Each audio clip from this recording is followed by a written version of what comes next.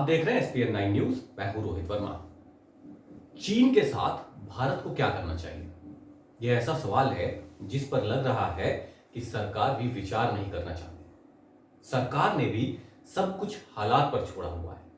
यह माना जा रहा है कि दोनों देशों के बीच सैन्य अधिकारियों की जो बैठकें हो रही हैं और पारंपरिक कूटनीतिक चैनल से जो बातें हो रही हैं, उनसे अपने आप विवाद सुलझ जाएगा। कई टेलीविजन चैनलों ने बताया है कि राफेल आने के बाद चीन दुम दबाकर घर में बैठ गया है। सरकार को इस बात को गंभीरता से नहीं लेना चाहिए। राफेल आने से पहले से ही उत्तरी सीमा पर भारत के जवान हाइब्रिड वॉरफेयर में चीन के सैनिकों पर भारी हैं। वे चीन के मुंहतोड़ जवाब दे सकते हैं। अगर सरकार को सेना की इस क्षमता पर भरोसा होता तो वह राफेल आने के इंतजार में नहीं बैठी रहती। और अगर सरकार में सेना की पारंपरिक क्षमता के सहारे चीन को जवाब देने की हिम्मत नहीं हो रही, तो तय माने कि राफेल आने के बाद भी वो हिम्मत नहीं आएगी।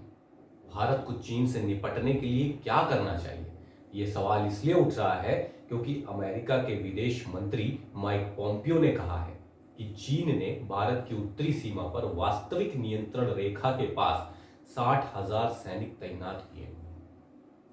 अलग अलग माध्यमों से यह बात पहले से आ रही थी कि चीन सीमा पर सैन्य जमावड़ा कर रहा है और युद्ध के साजो सामान जुटा रहा है, पर सैनिकों की संख्या को लेकर ऐसी एक्यूरेसी नहीं थी।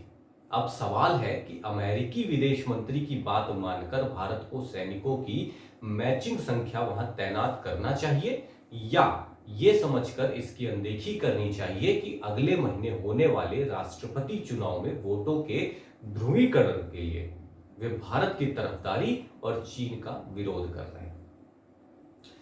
चीन पर निशाना साधने वाले अकेले पोम्पियो नहीं है, बल्कि अमेरिका के राष्ट्रपति सुरक्षा सलाहकार रॉबर्ट ओब्रायन ने भी उनसे 2 कदम आगे बढ़कर कहा कि चीन के साथ अब बातचीत से काम नहीं चलने वाला है।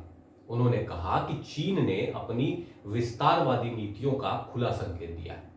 वो भारत की सीमा पर जो कर रहा है उससे उसके इरादे जाहिर हो रहे हैं, इसलिए उसके साथ बातचीत से कुछ हासिल नहीं होगा। बातचीत से कुछ हासिल नहीं होगा, इसका सीधा मतलब है कि भारत को चीन के साथ युद्ध करना चाहिए। लेकिन क्या भारत को इस तरह अमेरिका के उकसावे पर चीन के खिलाफ मोर्चा खोलना चाहिए या अपनी समझदारी से फैसला करना चाहिए? निश्चित रूप से भारत को अमेरिका के उकसावे में नहीं आना चाहिए। कम से कम 3 नवंबर 2020 तक, उस दिन अमेरिका में वोटिंग हो जाएगी और नतीजों का अंदाजा हो जाएगा। उस समय भी अगर अमेरिकी प्रशासन का रुख वही रहता है जो अभी है, तो उसे गंभीरता से लिया जा सकता है। बहरहाल, अगर भारत को लगता है कि चीन के सैनिकों को पीछे हटाने के लिए या लद्दाख में अप्रैल 2020 की स्थिति बहाल करने के लिए युद्ध या सीमित युद्ध की जरूरत है, तो उसका फैसला भारत को अपनी तैयारी और परिस्थितियों के हिसाब से करनी चाहिए। स्थान तय है, पर समय का चुनाव भारत को अपने हिसाब से करना चाहिए। अभी सर्दियां शुरू हो रही और दशकों बाद ऐसी स्थिति है कि भारत के सैनिकों सर्दियों में भी अग्रिम चौकियों पर जमे रहेंगे। भारत इसमें ढिलाई नहीं कर सकता है, क्योंकि चीन ऐसे ही मौकों की ताक में होगा। उसने 2017 की गर्मियों में जिस तरह से डोकलाम में किया, वैसा लद्दाख में भी कर सकता है। भारत को डोकलाम का सबक याद रखना चाहिए। साथ ही लद्दाख के साथ साथ पूर्वी सीमा पर भी अपनी पर्याप्त तैयारी रखनी चाहिए। लद्दाख की तरह अरुणाचल प्रदेश का मामला भी बहुत गंभीर है।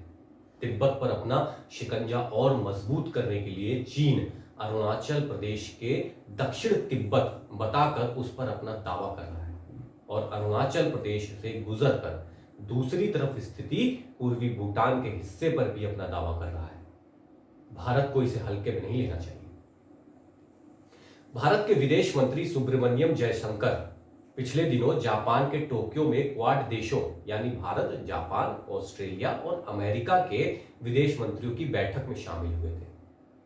वहां भी अमेरिकी विदेश मंत्री माइक पोम्पियो ने चीन पर खुला हमला कर दिया और उसे ललकारा, पर भारत की प्रक्रिया संयत रही। भारत अभी चीन के साथ चल रही वार्ताओं को पटरी पर से नहीं उतारना चाहता। इसमें संदेह नहीं है कि भारत को वार्ता जारी रखनी चाहिए, पर साथ साथ चीन की आक्रामकता को भी दुनिया के सामने लाना चाहिए। भारत को उसी अंदाज में चीन की आक्रामकता दुनिया को बतानी चाहिए जिस अंदाज में पोम्पियो बता रहे हैं। इस मामले में भारत अभी तक हिचक दिखा रहा है। वो खुलकर दुनिया को नहीं बता रहा कि चीन सीमा पर क्या कर रहा है। अगर देश के तमाम सम्मानित सामरिक विशेषज्ञ बात कर रहे हैं कि चीन ने देप्सांग में भारत की 1000 वर्ग किलोमीटर जमीन कब्जाई है, तो भारत को आधिकारिक रूप से यह बात दुनिया के सामने लानी चाहिए। सीमा की सच्चाई और चीन का असली चेहरा दुनिया के सामने लाने में भारत की हिचक से चीन को मौका मिल रहा है। अगर भारत सच्चाई बताए तो दुनिया का समर्थन उसे मिलेगा और चीन की एक आक्रांता देश के तौर पर ब्रांडिंग होगी। दुनिया के देश वैसे भी इस समय उससे खार खाए बैठे हैं और सबक सिखाना चाहते हैं।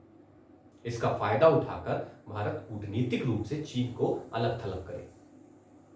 हांगकांग, ताइवान, तिब्बत के मुद्दे पर चीन को एक्सपोज करे।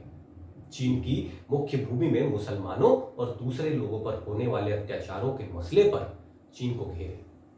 चीन की मदद से यह काम भारत आसानी से कर सकता है। दुनिया की मदद से यह काम भारत आसानी से कर सकता है। जहां तक सैन्य कार्रवाई का सवाल है, तो यह भारत अपनी तैयारियों और समय के हिसाब से करे। उसमें दुनिया को बंदूक चलाने के लिए भारत को अपना कंधा नहीं उपलब्ध कराना चाहिए। अगर आपको ये वीडियो पसंद आया है तो इसे लाइक करें और कमेंट करके हमें जरूर बताएं। नमस्कार।